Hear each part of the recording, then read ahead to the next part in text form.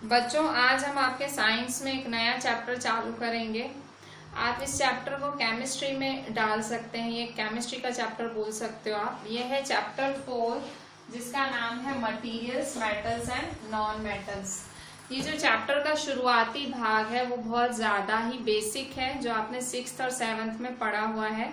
आपने जो छोटे स्टैंडर्ड्स हैं उसमें ये पार्ट पढ़ के आए हो, ठीक है।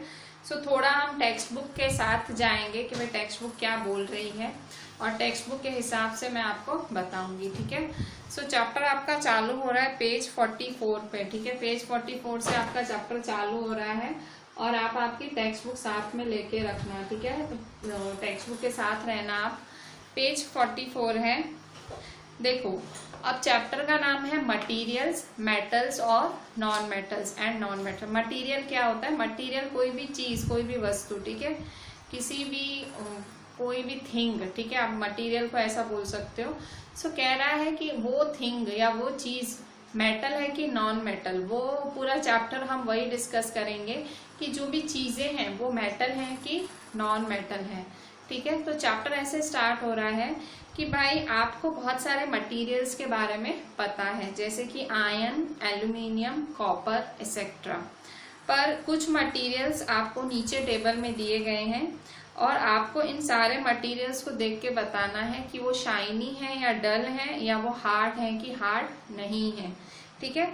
सो मतलब एक आसान तरीका मटेरियल्स को पहचानने का या मेटल्स को पहचानने का ऐसा होता है कि अगर वो शाइनी है तो मेटल है। अगर कोई चमक रहा है, कोई मटेरियल चमक रहा है, तो हम कहेंगे वो मेटल है, जैसे कि स्टील वगैरह, ठीक है, स्टील, आयरन। और कोई मटेरियल अगर चमक नहीं रहा है, शाइनी नहीं है, अगर वो डल है, ठीक है, चमक नहीं रहा है, तो वो है नॉन मेटल। उसी तरह से भाई अगर मटेरियल हार्ड है, ठीक है, तो वो मेटल है, और मटेरियल हार्ड नहीं है, सख्त नहीं है, तो वो है नॉन मेटल। फिर से स्टील वगैरह ये सब बहुत हार्ड होते हैं, ठीक है। सो सबसे बेसिक चीज मेटल्स और नॉन मेटल्स के बीच में डिफरेंशिएट करने की, कि मेटल्स क्या होते हैं? मेटल्स होते हैं हार्ड, और नॉन मेटल्स होते हैं नॉट हार्ड। मेटल्स क्या होते हैं? वो होते हैं शाइनी, और नॉन मेटल्स होते हैं डल, ठीक है। सो इस तरह से ये एक बेसिक चीज है जो मेरे ख्याल से आपने बहुत आगे पढ़ के आए हो, ठीक है। So can you name the materials which are metals, the rest of the materials are non metals. So अगर आपको मेटल्स और नॉन मेटल्स दोनों में डिफ्रेंशिएट करना है, पता करना है कि क्या कौन मेटल है कौन नॉन मेटल है, तो आप उसकी फिजिकल प्रॉपर्टीज और उसकी केमिकल प्रॉपर्टीज, उन दोनों के बेसिस पे आप उसको डिफ्रेंशिएट कर सकते हो, ठीक है। जैसे physical properties of metals and non metals, ठीक है। सो फिजिकल प्रॉपर्टीज का मतलब क्या? फिजिकल मतलब देखा, ठीक है।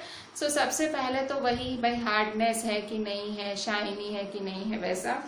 तो अच्छा, अभी ये वाला टॉपिक समझाने के लिए कि फिजिकल प्रॉपर्टीज में बहुत ज्यादा चीजें नहीं है, 4-5 पॉइंट्स ही हैं, पर वो ये टॉपिक आपको एनसीईआरटी में डिटेल में समझाया गया है, तो इसीलिए मैं भी समझा रही हूँ, ठीक है। देखें यहाँ पे, कभी आपने ब्लैक स्मिथ देखा है? ब्लैक स्मिथ कौन? ब्लैक स्मिथ जो ठोकता है, ठीक है, मेटल्स वगैरह को ठोकता है या नई नई चीजें बनाता है मेटल्स की। सो ब्लैक स्मिथ, ठीक है, उसे लोहार कहते हैं हिंदी में। सो ब्लैक स्मिथ है, तो ब्लैक स्मिथ क्या करता है?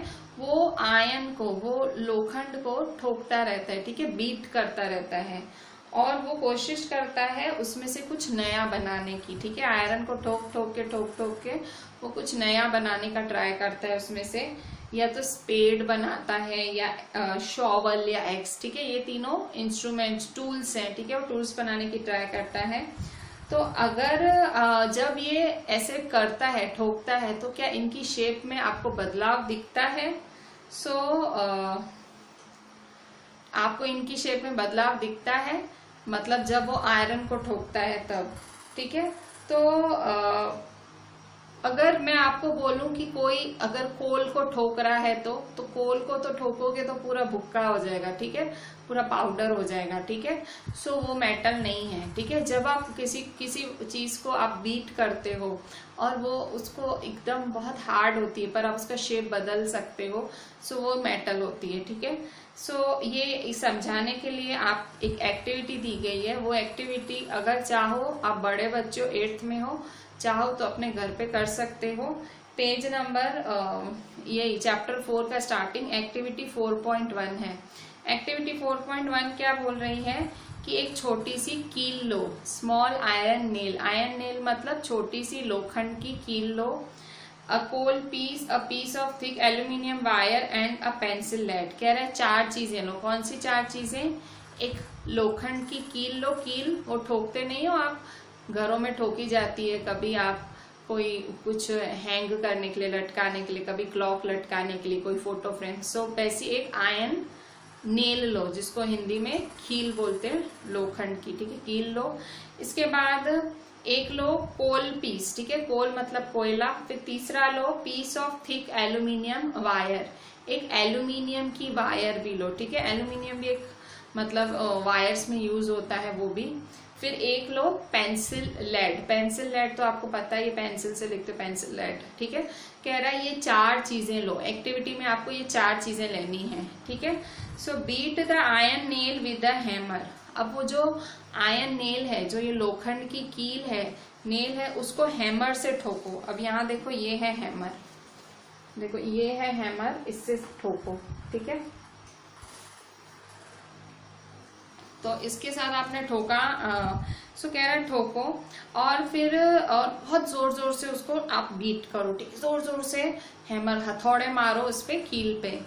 और इसी तरह से आपने 4 चीजें ली हैं, तो एल्यूमिनियम वायर पे भी हथौड़े मारो। वो जो वायर ली है एल्यूमिनियम की, उस पे भी हथौड़े मारो, ठीक है। एल्यूमिनियम की वायर अगर आपको नहीं समझ आ रही है तो आपके घर में एल्यूमिनियम के बर्तन बहुत होंगे, आप मम्मी को बोलना वो दिखा दें। तो वैसी ही वायर होती है, उसी मटेरियल की वायर होती है। सो एल्यूमिनियम भी एक बहुत ही कहते हैं ना हार्ड मटेरियल होता है। और then repeat the same kind of treatment on the coal piece and pencil. यही चीज आप कोल पे करो और पेंसिल की लेड पे करो, निब पे करो।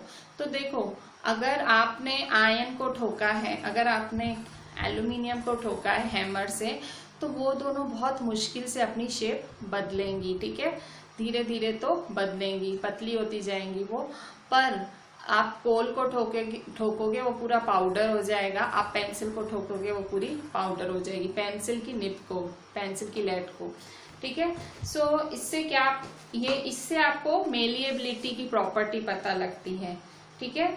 मतलब जो आपने, जैसे आपने आयरन को ठोका तो वो क्या हो गया, फ्लैट होता गया, पतला होता गया। जैसे आपने ठोका वो और पतला हो गया, और पतला होता गया, और पतला होता गया। आप मतलब जब किसी मेटल को ठोकते हो वो पतला होता जाता है। और इसी प्रॉपर्टी, मेटल्स की इसी प्रॉपर्टी को मेलिएबिलिटी बोलते हैं। मेलिएबिलिटी का मतलब क्या होता है, जब भी आप किसी मटेरियल को थिन शीट्स में कन्वर्ट करते हैं या कन्वर्ट करते हैं, उसे हम मेलिएबिलिटी कहते हैं, ठीक है। सो एक और एग्जांपल देती हूँ पतली पतली शीट्स का। आपके घरों में आपके फादर वगैरह दुकानों में जाते होंगे या जॉब पे जाते होंगे, इवन आप लोग टिफिन ले जाते थे लॉकडाउन से पहले, जब एक रूटीन था आपका। तो आपकी मदर आपको जो टिफिन देती हैं या आपके फादर को टिफिन देती हैं, सो उसके लिए वो एल्यूमिनियम फॉइल यूज करती हैं। सुना है आपने, रैप, एल्यूमिनियम फॉइल रैप, ठीक है। सो उसमें रैप करके देती है, वो एक्चुअली में मेटल ही है और वही पतली पतली शीट्स हैं एल्यूमिनियम की, ठीक है। सो आप देखोगे मम्मी उसके अंदर रोटी डालती हैं तो वो फटता नहीं है, क्यों? क्योंकि वो मेटल है, बिल्कुल थिन शीट ऑफ मेटल है, ठीक है। सो तो ये एक्चुअली मेटल्स की प्रॉपर्टी है। क्या प्रॉपर्टी है मेटल्स की? कि आप उसको पतली पतली शीट्स में कन्वर्ट कर सकते हो, उसे कहते हैं मेलिएबिलिटी। मेलिएबिलिटी क्या है?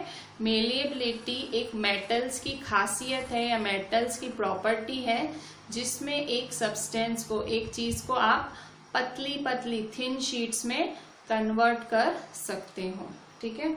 सो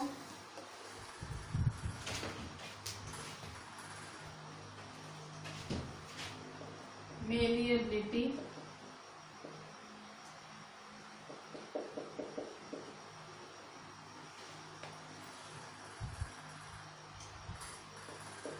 the property of metals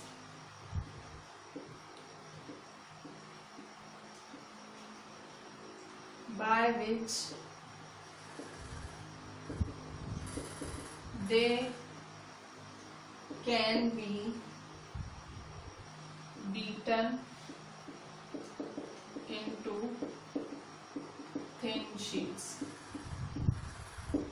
ठीक है, तो मेटल्स की प्रॉपर्टी जिसमें आप उसको छोटी छोटी शीट्स में कन्वर्ट कर सकते हो is called malleability, is called malleability. ठीक है, मतलब आप जब मेटल्स को पतली पतली शीट्स में कन्वर्ट कर सकते हो उसे मेलिएबिलिटी कहते हैं। Example iron, aluminium etcetera. ठीक है, सो मेलिएबिलिटी मेटल्स की एक प्रॉपर्टी है। हम पढ़ने वाले हैं physical properties of metals and non metals की फिजिकल प्रॉपर्टीज क्या होती हैं, वो लोग देखने में कैसे होते हैं। तो सबसे पहले हमने फिजिकल प्रॉपर्टी में मेलिएबिलिटी पढ़ी। मेलिएबिलिटी क्या होती है? मेलिएबिलिटी का मतलब होता है जब आप किसी भी मटेरियल को थिन शीट्स में, पतली पतली शीट्स में अगर आप उसको बीट कर पाओ, बीट मतलब उसको ठोक ठोक के आप पतला बिल्कुल थिन शीट में कन्वर्ट कर पाओ, उसे हम मेलिएबिलिटी कहते हैं। ठीक है, और ये मेटल्स की एक बहुत ही खास प्रॉपर्टी है, कैरेक्टरिस्टिक प्रॉपर्टी है। तो आपने मतलब जब आपने इसी अभी हमने जो एक्टिविटी की उसमें आपने पेंसिल को हथौड़े से मारा तो वो निप आपकी टूट गई होगी, आपने कोल को हथौड़े से मारा वो भी आपका एकदम पाउडर हो गया होगा। ठीक है, सो हम क्या उन्हें मेटल कह सकते हैं? सो नो, उन्हें हम मेटल नहीं कहेंगे, उन्हें हम कहेंगे नॉन मेटल। ठीक है, सो अभी एक और चीज हम देखते हैं, पेज 45 पे हूं मैं। देखो, अगर एक आपको एक गरम गरम मेटल की कढ़ाई पकड़नी है, ठीक है, पैन आपकी मम्मी खाने में यूज करती हैं, सो पैन मतलब कढ़ाई बोलते हैं उसको। सो अगर आपको गरम गरम कढ़ाई पकड़नी है और उसमें कोई प्लास्टिक या वुडन हैंडल नहीं है तो ऐसा हो सकता है? नहीं। अगर खाली एक पूरी चीज समझो किचन में वो उसका हैंडल प्लास्टिक का, या देखो आप देखोगे इन सारी जो भी किचन में चीजें होती हैं मोस्टली हैंडल्स के साथ आती हैं। ठीक है, ताकि आप जब भी मतलब कुक करें तो आपका हाथ जले नहीं। कुकर होता है, कुकर का भी जो ऊपर वाला भाग होता है वो प्लास्टिक का होता है। आपने पढ़ा है, आप आगे थर्मोसेटिंग प्लास्टिक आपने ऐसा पढ़ा था कि बहुत ही तो मतलब ये सारे जो यूटेंसिल्स होते हैं हमारे किचन्स में, तो उनके सारे जो हैंडल्स होते हैं वो मोस्टली सारे प्लास्टिक के या वुड के होते हैं, या तो लकड़े के होते हैं। लकड़े के तो कम पर प्लास्टिक के ज्यादा होते हैं। ठीक है, तो क्यों ऐसा होता है? क्योंकि आपका हाथ जल सकता है उसकी वजह से। ठीक है, सो क्या आप इसके बारे में क्या बोल सकते हो? अब इससे एक नई प्रॉपर्टी निकली, क्या? हीट की। देखो, अगर आप समझो आपका बर्तन स्टील का है या आयरन का है या एल्यूमिनियम का है, ठीक है, किसी भी चीज का बर्तन है, और अगर आप उसका अगर हैंडल प्लास्टिक का या वुड का नहीं होगा और आप सीधा उसको टच करोगे आपका हाथ जल जाएगा। इसका मतलब क्या हुआ? मेटल्स, आयरन, स्टील, एल्यूमिनियम, ये सारे क्या हैं? मेटल्स। तो इसका मतलब क्या हुआ कि metals can conduct heat and electricity, या तो आप ऐसा भी बोल सकते हो metals are good conductor of heat. तो यहीं पे आपको मेटल्स की दूसरी प्रॉपर्टी भी मिल गई। ठीक है, कि मेटल्स क्या है? Good conductor of heat. और सामने जो आपने प्लास्टिक यूज किया, आपने जो उसके हैंडल्स प्लास्टिक के बने हुए होते हैं या वुड के, तो प्लास्टिक और वुड क्या है? वो नॉन मेटल्स है, वो मेटल्स नहीं है, उनसे हीट पास नहीं होती। ठीक है, सो इवन आप देखते हैं कि जो आप इलेक्ट्रिशियन आता है कभी आपके घर लाइट चेक करने, तो वो स्क्रू ड्राइवर आता है, उसका भी इवन जो ऊपर वाला भाग है वो भी प्लास्टिक जैसा मटेरियल, थर्मोसेटिक प्लास्टिक जैसा मटेरियल होता है। ठीक है, अब इसके बाद है आपकी एक्टिविटी 4.2। ठीक है, so recall how to make an electric circuit to test whether electricity can pass through an object और नॉट। कह रहा है एक इलेक्ट्रिक सर्किट बनाओ। ठीक है, ये मेरे ख्याल से 7th में आई है ऐसी एक्टिविटी, 6th में आई है आई थिंक सो कह रहा है कि भाई आप एक इलेक्ट्रिक सर्किट बनाओ और टेस्ट करो कि इलेक्ट्रिसिटी पास होती है कि नहीं। ठीक है, ये आगे परफॉर्म करके आए हो आप। यहाँ नीचे फिगर 4.2 में इलेक्ट्रिक टेस्टर बनाया है इन्होंने, टेस्ट कर रहे हैं। बीच में सेल रखा है, ये मेटल, बीच में आयरन नेल रखी है और बल्ब रखा है। ठीक है, सो इससे मिला के इन्होंने एक सर्किट बना दिया है। ठीक है, यहाँ देखो, ये देखो इन्होंने सर्किट बना दिया है, बैटरी भी रखी है और मटेरियल मेटल भी रखा है और इन्होंने बल्ब भी रखा है। ठीक है, बल्ब क्यों रखा है, अगर समझो इलेक्ट्रिसिटी पास होएगी, सो आयरन की नेल है, ऑब्वियसली इलेक्ट्रिसिटी पास होगी। सो अगर इलेक्ट्रिसिटी पास हो रही है तो इलेक्ट्रिसिटी पास होगी, तो इसका मतलब ये क्या है, गुड कंडक्टर, इसका मतलब ये है मेटल। ठीक है, सो तो इस मतलब आपको अलग अलग ऐसे इस जैसे एक बारी आपने यहाँ नेल लिया ना, एक बारी सल्फर लो, एक बारी कोल पीस लो, एक बारी कॉपर वायर लो, ऐसे अलग अलग चीजें रख के देखो कि सब में से इलेक्ट्रिसिटी पास होती है, वो बल्ब जलता है, बैटरी से करंट निकलेगा, करंट की वजह से बल्ब जलेगा। अगर बल्ब जला तो इलेक्ट्रिसिटी पास हुई, इसका मतलब भाई जो मटेरियल पड़ा है वो गुड कंडक्टर है, मतलब मेटल है। और सपोज बल्ब नहीं जला, मतलब इलेक्ट्रिसिटी पास नहीं हुई, तो उसका मतलब जो मटेरियल है वो नॉन मेटल है या बैड कंडक्टर है, भाई उससे इलेक्ट्रिसिटी पास नहीं होती। तो ये भी एक एक्सपेरिमेंट है जिससे आप बता सकते हो कि metal good conductor of electricity है और जो नॉन मेटल है वो बैड कंडक्टर ऑफ इलेक्ट्रिसिटी है। ठीक है, सो जब आप ये एक्सपेरिमेंट करोगे तो आप आयरन की नेल या आयरन की रॉड डंडी रखोगे तो इलेक्ट्रिसिटी पास होगी। फिर आप कॉपर वायर रखोगे, एक वायर रखोगे तो भी इलेक्ट्रिसिटी पास होगी, बल्ब जलेगा। बल्ब कब नहीं जलेगा, जब आप सल्फर या कोल रखोगे। ठीक है, सल्फर या कोल रखोगे, कोयला या सल्फर, सल्फर एक एलिमेंट है, अगर आप वो रखोगे तो बल्ब नहीं जलेगा। ठीक है, सो इसके बाद नीचे where do you find the use of aluminium and copper wires, have you seen wires of coal. तो देखो एल्यूमिनियम और कॉपर वायर्स आपने बहुत देखी होंगी। ठीक है, सो आपने एल्यूमिनियम की वायर भी देखी है, कॉपर की वायर भी देखी है। अब मैं आपको बताऊं कि एल्यूमिनियम और कॉपर दोनों क्या हैं, मेटल्स। तो यहाँ आपको मेटल की दूसरी प्रॉपर्टी मिली कि मेटल से आप वायरें बना सकते हो। वायरों के अंदर जो होता है ना तार, सो वो क्या होता है, वो एल्यूमिनियम का, कॉपर का, इस सब का ही होता है। तो यही मेटल की दूसरी प्रॉपर्टी है, क्या कि आप मेटल्स में से वायर्स बना सकते हो, और इस प्रॉपर्टी को बोलते हैं डक्टिलिटी। क्या बोलते हैं, डक्टिलिटी। ठीक है, सो डक्टिलिटी क्या होती है,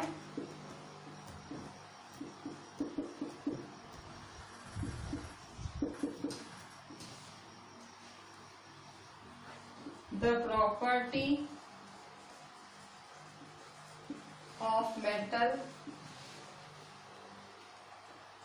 by which it can be drawn into wires is called ductility.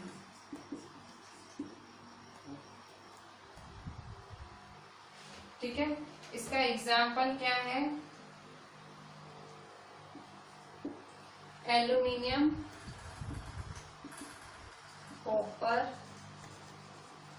Etcetera.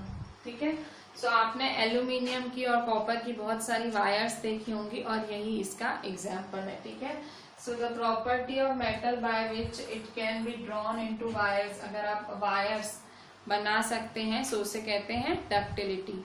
तो यहाँ देखो, देखते ही देखते आपको दो प्रॉपर्टीज मिल गई मेटल्स की।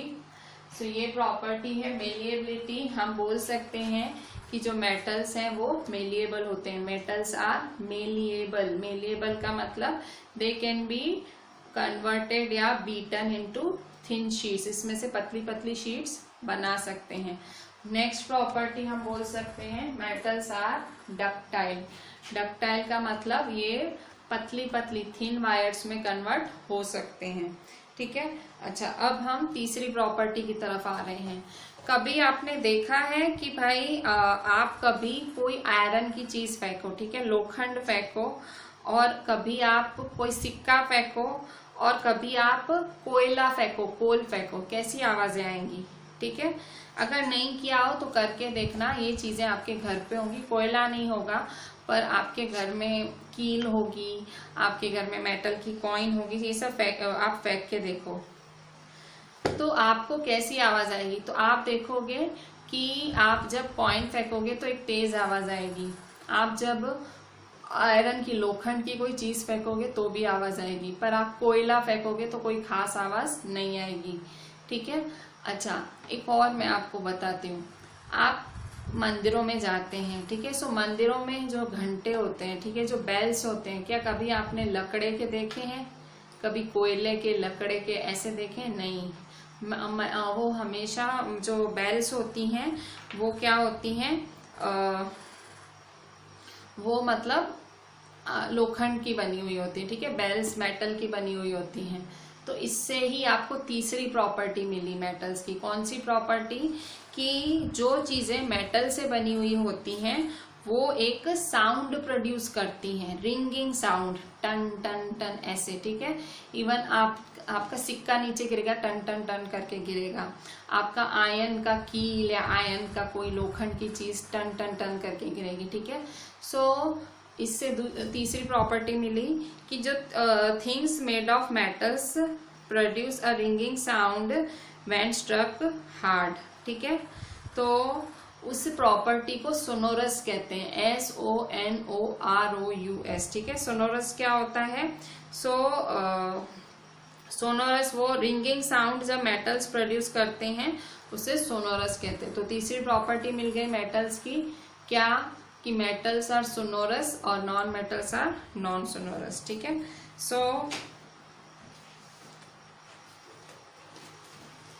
सोनोरस क्या होता है?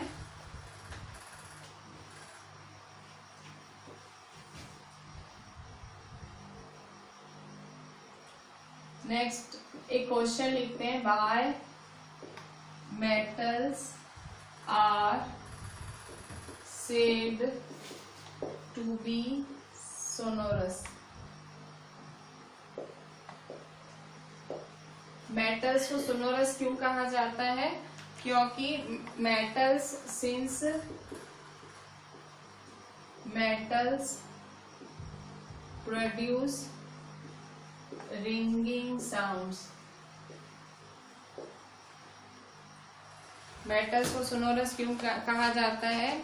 Since metals produce ringing sounds they are said to be sonorous, उन्हें सोनोरस कहा जाता है। They are said to be sonorous, ठीक है। सो ये सारी एक्टिविटीज आपने जो शुरू से इतनी सारी एक्टिविटीज देखी, तो आप क्या बोल सकते हो, ठीक है। सो आप क्या बोल सकते हो मेटल्स के बारे में? जो मटेरियल्स हार्ड होते हैं, लस्ट्रस होते हैं, malleable, ductile, sonorous, good conductor of heat and electricity, they are called metals, ठीक है। So question, what are properties of metals? Metals की क्या क्या प्रॉपर्टीज हैं? सो आंसर, पहली प्रॉपर्टी, मेटल्स आर हार्ड, वो क्या होते हैं? हार्ड होते हैं। सेकेंड प्रॉपर्टी, वो होते हैं लस्टरस, शाइन करते हैं, ठीक है। सो लस्टरस होते हैं। तीसरी प्रॉपर्टी मेलिएबल होते हैं। मेलिएबल मतलब मैंने अभी अभी समझाया, ये रहा मेलिएबल।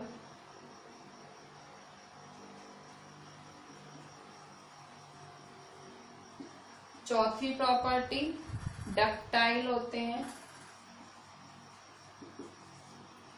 पांचवी प्रॉपर्टी सोनोरस होते हैं। छठी property good conductors of heat and electricity होते हैं।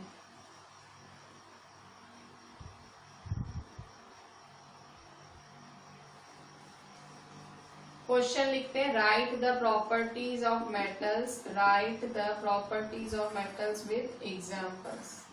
ठीक है, एग्जाम्पल्स भी लिख लेते हैं हम। सो ये गुड कंडक्टर ऑफ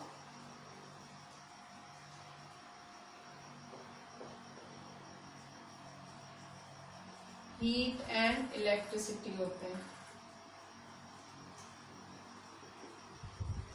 ठीक है, तो इसके एग्जाम्पल्स लिख लेते हैं। एग्जाम्पल्स कौन कौन से हैं? सो एग्जाम्पल्स हैं आपके मेटल के iron, copper, aluminium, calcium, magnesium. ठीक है, आयरन, कॉपर, एल्यूमिनियम,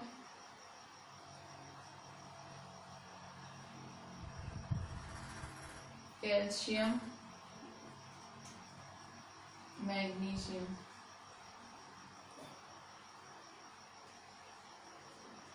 ठीक है, सो ये सारी होती हैं प्रॉपर्टीज मेटल्स की। ठीक है, ये 6 प्रॉपर्टीज हैं और ये उसके एग्जाम्पल्स हैं। अगर किसी चीज में ये सारी प्रॉपर्टीज हैं तो आप बोल सकते हो कि वो है मेटल। ठीक है, सो इसी तरह से what are the physical properties of non metals आप कैसे लिख सकते हो? तो इसका उल्टा। ठीक है, तो physical properties of non metals या प्रॉपर्टीज ऑफ नॉन मेटल्स इसका उल्टा लिखेंगे। ठीक है,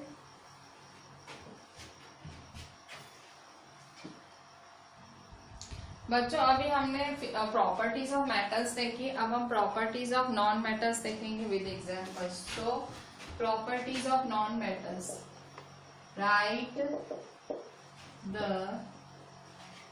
प्रॉपर्टीज ऑफ नॉन मेटल्स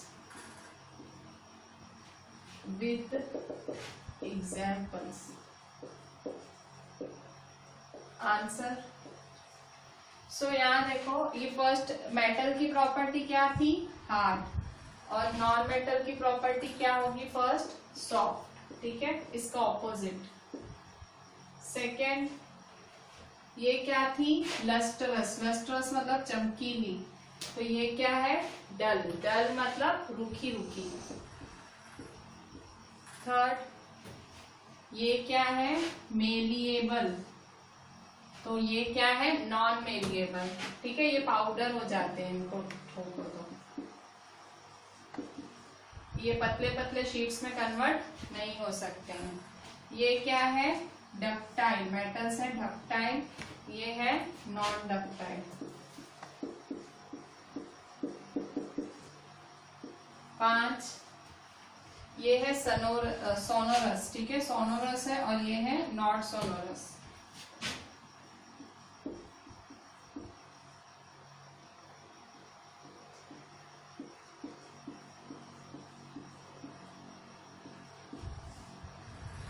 और ये गुड कंडक्टर्स हैं। ठीक है, गुड कंडक्टर्स हैं, तो ये है poor conductor of heat and electricity.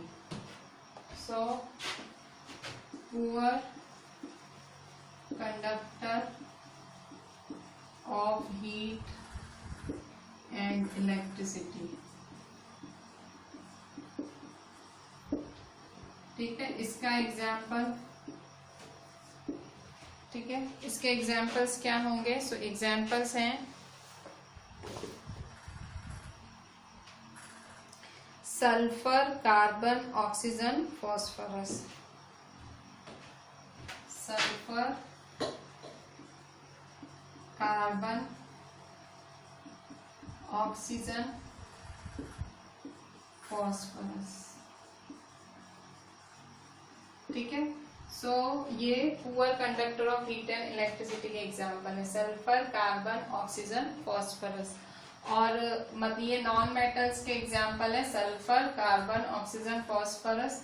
और मेटल्स के एग्जाम्पल है iron, copper, aluminium, calcium, magnesium. अब मैंने आपको क्या बताया कि भाई जो मेटल्स होते हैं वो क्या होते हैं, हार्ड होते हैं, ठीक है। पर दो मेटल्स ऐसे हैं जो हार्ड नहीं होते, वो एक्सेप्शन है। देखो काफी चीजों में एक्सेप्शन होती है, एक्सेप्शन मतलब कुछ अलग लोग होते हैं ना, तो वैसे ही दो ऐसे अलग मेटल्स हैं जो कि हार्ड नहीं, वो तो सॉफ्ट होते हैं। उन इतने सॉफ्ट होते हैं कि आप चाहो तो उनको चाकू से काट लो, नाइफ से काट लो।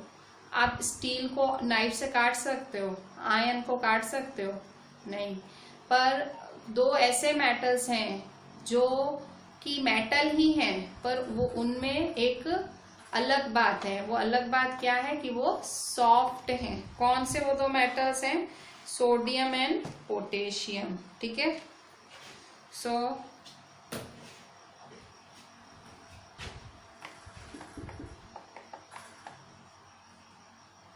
why sodium and potassium, though being metal different।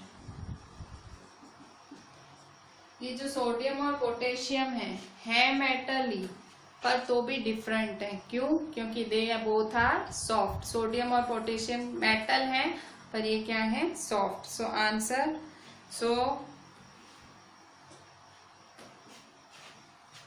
Answer sodium and potassium are soft, they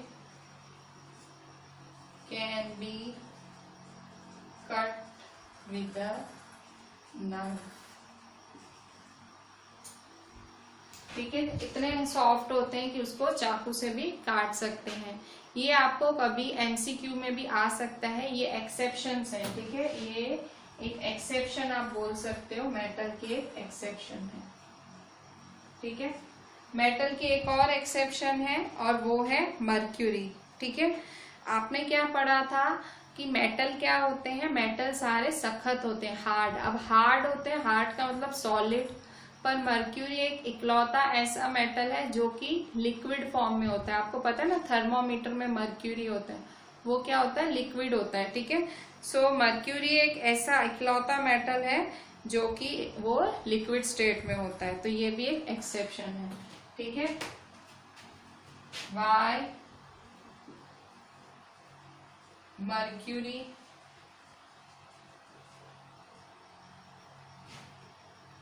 though being metal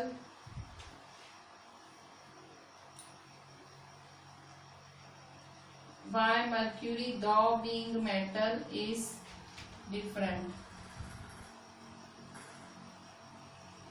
mercury क्यों डिफरेंट है, तो आंसर क्या है, क्यों डिफरेंट है, बिकॉज वो लिक्विड स्टेट में होता है, ठीक है। Because mercury is in liquid state, ठीक है।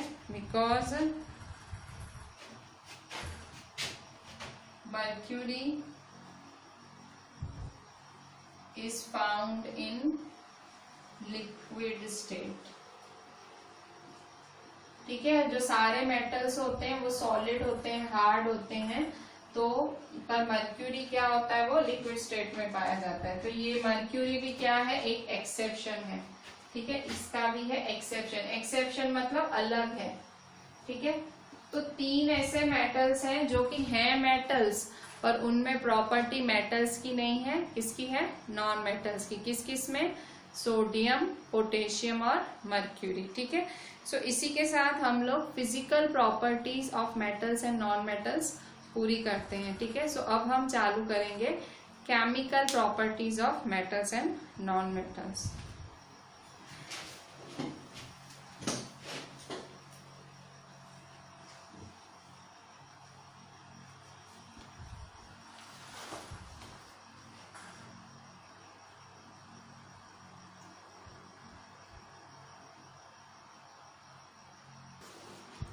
बच्चों, chemical properties of metal and non metal एक पूरा इंडिविजुअल टॉपिक है। उससे पहले हम एक छोटा सा टॉपिक कर लेते हैं, उसका नाम है uses of metals and non metals. ये बहुत ही सिंपल टॉपिक है। ये है आपके पेज 51 पे, ठीक है, पेज 51 पे ये लास्ट है सारा।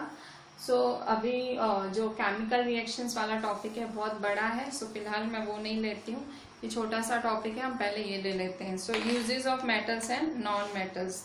सो सबसे पहले यूजेस ऑफ मेटल्स, ठीक है। So uses of metals, metals कहाँ कहाँ यूज होते हैं, यूजेस ऑफ मेटल्स। सो सबसे पहले metals are used in making machinery, ठीक है, मशीन्स, क्योंकि ये आयन वगैरह के होते हैं। So making machinery,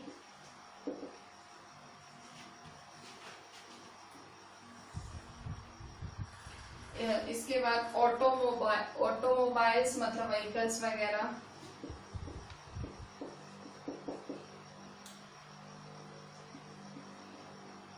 aeroplanes, trains, satellites, industrial gadgets,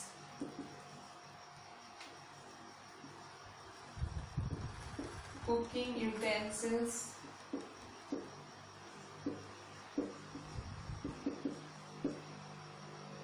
water boilers,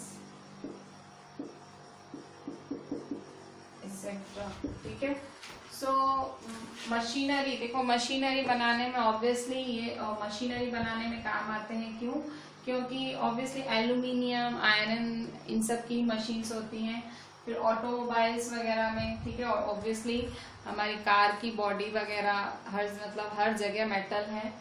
aeroplane भी मेटल्स के होते हैं, ट्रेन्स मेटल्स की हैं, सैटेलाइट्स, ठीक है, सैटेलाइट्स जो धरती से हम भेजते हैं अंतरिक्ष में, वो मेटल के हैं। इंडस्ट्रियल गैजेट्स, इंडस्ट्रीज में यूज होने वाली सारी जो भी गैजेट्स हैं।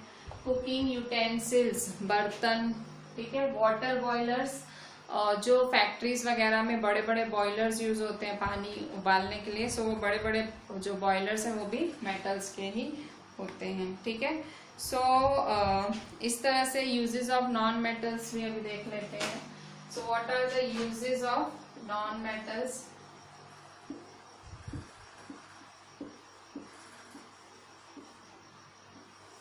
सो नॉन मेटल्स कहाँ कहाँ यूज होते हैं? सो non-metal is essential for our life which all living beings inhale during breathing, ठीक है।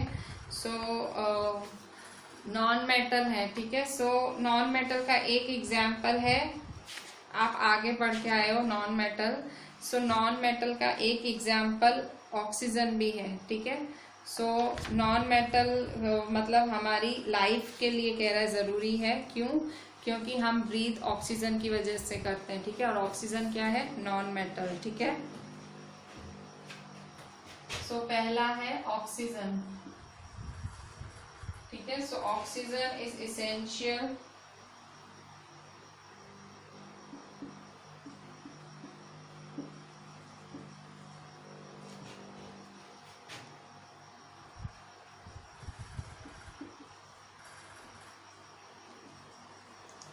फॉर ब्रीदिंग, ठीक है, सांस लेने के लिए ऑक्सीजन चाहिए।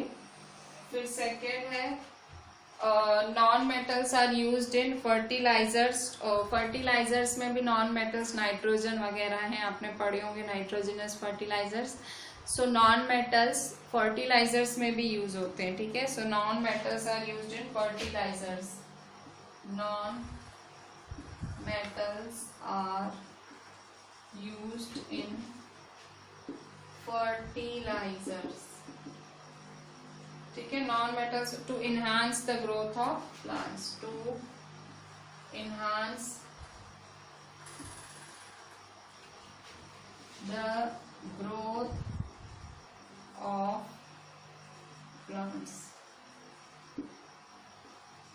Third, non-metals are used in water purification process. Water purification में भी जो होता है क्लोरीन वगैरह आपने सुना होगा, क्लोरीन वाटर प्यूरिफाई करने के लिए काम आता है। सो वो भी नॉन मेटल ही है। सो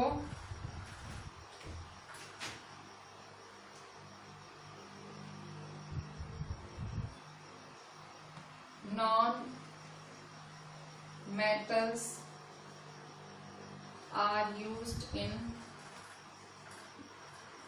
water purification process.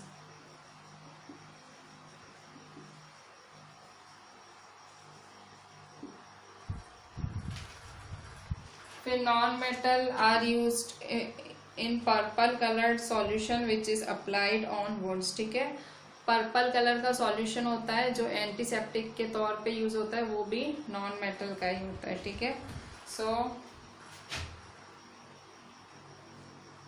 Non metals are used as an antiseptic. Antiseptic की तरह काम करता है. ठीक है, एंटीसेप्टिक मतलब घाव पे एक मरहम की तरह घाव पे लगाया जाता है. और लास्ट है इसका non metals are used in crackers. ठीक है, क्रैकर्स मतलब पटाखों वगैरह में भी नॉन मेटल्स यूज होता है. ठीक है, सो नॉन मेटल्स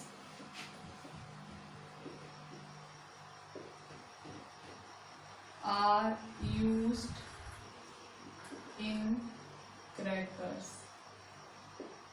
ठीक है, सो ये थे हमारे यूजेस ऑफ नॉन मेटल्स. ठीक है, अभी हम एक आध छोटे छोटे क्वेश्चंस कर लेते हैं मेटल्स और नॉन मेटल्स से रिलेटेड ही. सोडियम मेटल आपने सुना है, तो सोडियम मेटल एक ऐसा मेटल है जिसको केरोसिन में डुबो के रखा जाता है. तो कारण ये है कि वो बहुत ज़्यादा रिएक्टिव होता है. अगर आप उसको खुला रखोगे तो वो ऑक्सीजन से रिएक्ट कर जाएगा और बहुत ज़्यादा हीट प्रोड्यूस करेगा, या तो शायद जल भी जाए. अगर आप उसको पानी में डाल के रखोगे वो पानी से भी रिएक्ट कर जाएगा और वो बहुत ज़्यादा हीट प्रोड्यूस करेगा और शायद जल भी जाए. इसीलिए उसको केरोसिन में डुबो के रखा जाता है. सोडियम मेटल इतना ज़्यादा रिएक्टिव होता है. ये भी 1 मार्क में अच्छा क्वेश्चन है एमसीक्यू वगैरह में. So question, why sodium metal is stored in kerosene.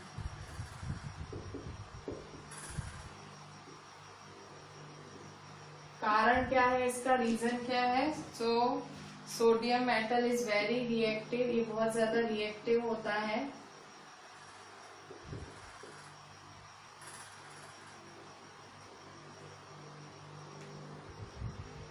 It reacts vigorously with oxygen and water. A lot of heat is generated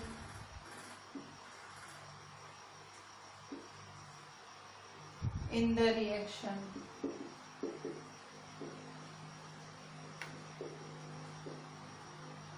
Therefore,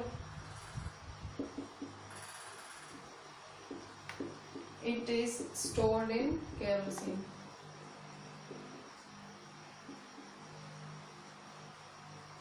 ठीक है, क्यों इन्हें केरोसिन में स्टोर किया जाता है?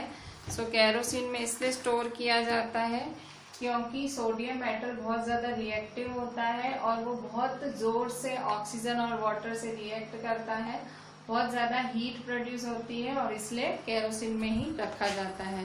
मतलब अगर आप उसको हवा में मतलब ऐसे ही रख दोगे खुला तो ऑटोमेटिक, आपको पता है ऑक्सीजन तो है ही वातावरण में, तो वो ऑक्सीजन के साथ रिएक्ट कर जाएगा और बहुत सारी हीट प्रोड्यूस करेगा, जल जाएगा. अगर आप उसको वाटर में डालोगे तो भी वो रिएक्ट कर जाएगा, बहुत सारी हीट प्रोड्यूस करेगा. पर अगर आप उसको केरोसिन में रखोगे तो सोडियम रिएक्ट नहीं करेगा. ठीक है, सो ऐसा ही एक नॉन मेटल में भी एक क्वेश्चन है.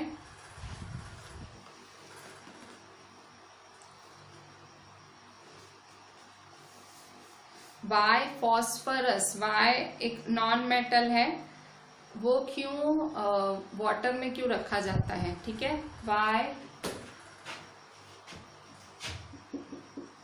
फॉस्फरस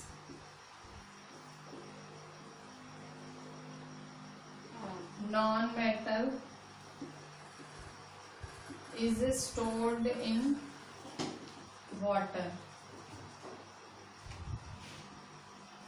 जो फॉस्फोरस नॉन मेटल है, ठीक है, जो फॉस्फोरस नॉन मेटल है उसको पानी में क्यों रखा जाता है, तो वो भी बहुत ज्यादा रिएक्टिव होता है और उसको अगर आप ऐसे ही खुला एयर में रख दो वो तुरंत आग पकड़ लेता है, तो वो आग ना पकड़े इसलिए उसको पानी में ही रखा जाता है, ठीक है। So phosphorus is a very reactive non-metal. It catches fire if exposed to air. To prevent the contact of phosphorus with oxygen, it is stored in water.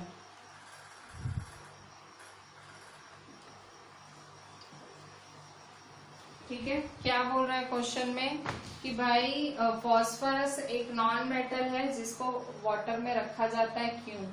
So phosphorus बहुत ज्यादा रिएक्टिव है। रिएक्टिव मतलब उसको आप खुला छोड़ोगे तो वो आग पकड़ लेगा, तुरंत रिएक्ट कर जाता है। So it catches fire if expose to air. अगर आप हवा में रख दोगे, खुला मतलब हवा मतलब ऐसे नहीं हवा दोगे, ऐसे ही रख दोगे तो वो तुरंत आग पकड़ लेगा। To prevent the contact of phosphorus with oxygen, ठीक है, ऑक्सीजन मतलब फॉस्फोरस का ऑक्सीजन से कांटेक्ट को प्रिवेंट करने के लिए कि भाई प्रिवेंट और ऑक्सीजन मिले नहीं, क्यों? मिलेंगे तो क्या हो जाएगा, मिलेंगे तो आग लग जाएगी, ठीक है। So it is stored in water, ठीक है, वो ऑक्सीजन से ना रिएक्ट करे इसलिए उसको पानी में ही रखा जाता है, ठीक है। So with this we are ending our today's lecture. हमारा अभी सिर्फ केमिकल प्रॉपर्टीज वाला पार्ट रहा और वही टफ पार्ट है, ठीक है। सो आज हमने बहुत इजी चीजें की, फिजिकल प्रॉपर्टीज की और हमने ये 2 गिव रीजंस जैसे किए अभी। सो बहुत ही आसान चीजें थी। रीड द एंटायर चैप्टर जहां तक हमने किया था, केमिकल प्रॉपर्टीज के अलावा हमने सब कवर कर लिया है। रीड इट, आपको चीजें समझ आएंगी। Do the entire work properly and send it to me on WhatsApp. चलें, थैंक यू।